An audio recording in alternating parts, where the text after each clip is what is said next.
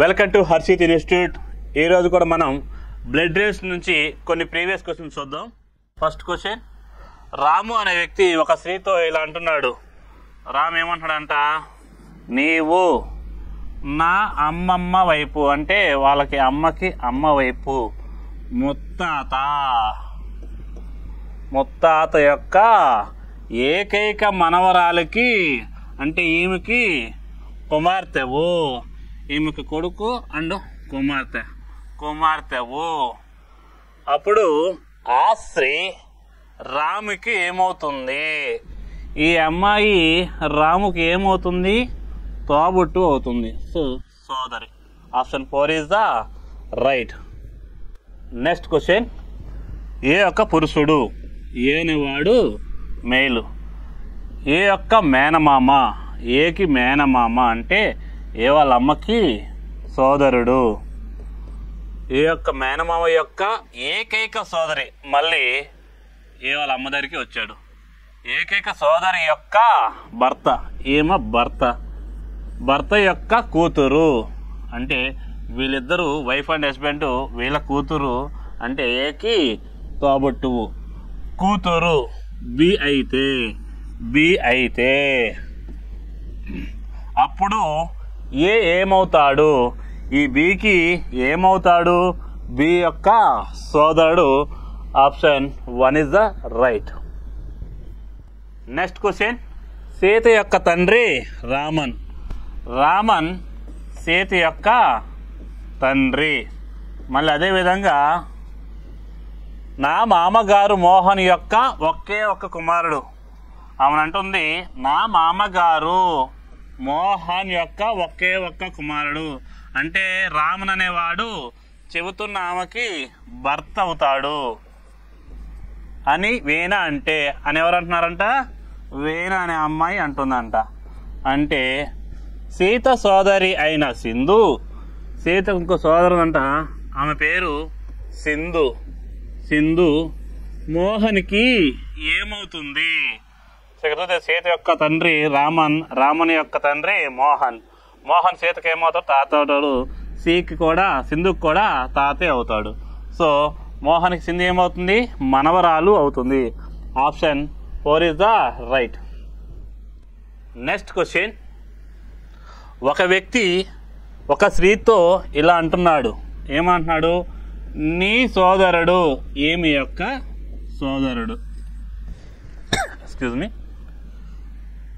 ఏకైక కుమారుడు, ఈ సోదరుని యొక్క ఏకైక కుమారుడు. ఇంకేమంటున్నాడు?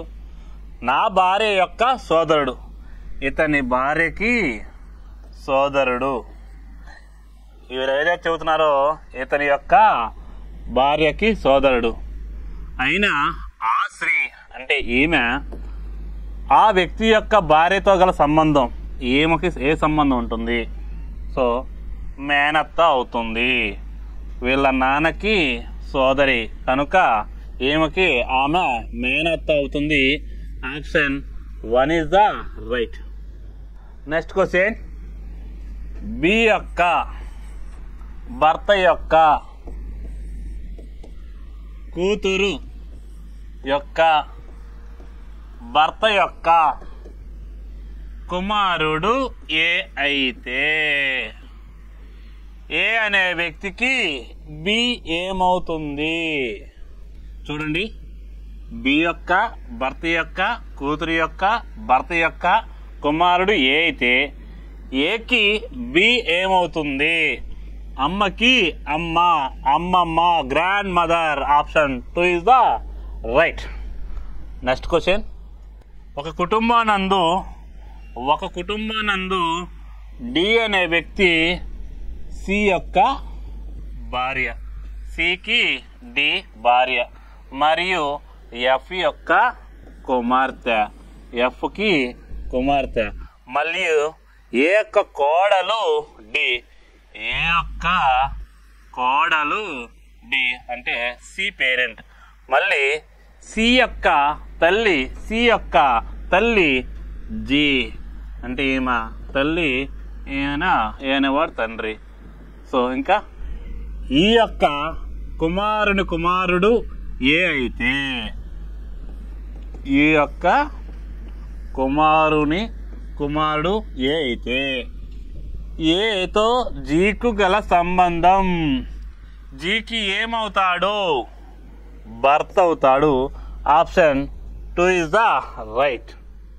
నెక్స్ట్ క్వశ్చన్, వి యొక్క తల్లి పి, వి యొక్క తల్లి పి, బి యొక్క సోదరి వి, బికి సోదరి అవుతుందంట వి, బి యొక్క కుమారుడు ఏ, బి యొక్క కుమారుడు ఏ, ఏ యొక్క సోదరుడు డి, ఏకి సోదరుడు అన్నాడు అతను డి, డి యొక్క తల్లి ఎస్, వీళ్ళిద్దరికి తల్లి ఉందంట ఆమె ఎస్, అంటే ఎస్ అనే తల్లి అయితే బి అనే వాళ్ళు వీళ్ళిద్దరికి తండ్రి అవుతాడు.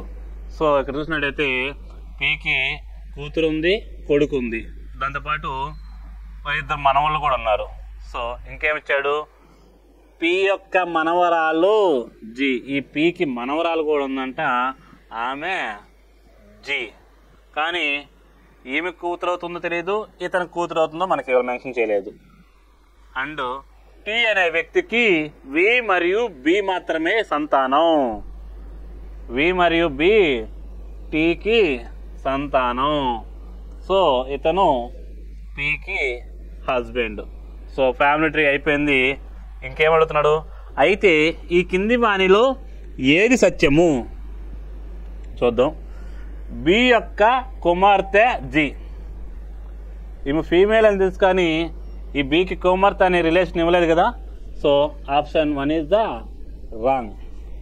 వి యొక్క కుమార్తె జి సేమ్, ఇక్కడ కూడా వికి రిలేషన్ ఇవ్వలేదు, సెకండ్ ఆప్షన్ కూడా తప్పు. టి కుమారుని యొక్క ఒక కుమారుడు డి, టి కుమారుని యొక్క ఒక కుమారుడు D, option 3 is the right. ఇలాంటి మరిన్ని కంటెంట్స్ కోసం హర్షిత్ ఇన్స్టిట్యూట్ ఛానల్ని సబ్స్క్రైబ్ అండ్ లైక్ చేయండి. ఈ కింద డిస్క్రిప్షన్లో మొబైల్ లింక్ ఇచ్చాము, క్లిక్ చేసి ఇన్స్టాల్ చేసుకోండి. Thank you so much.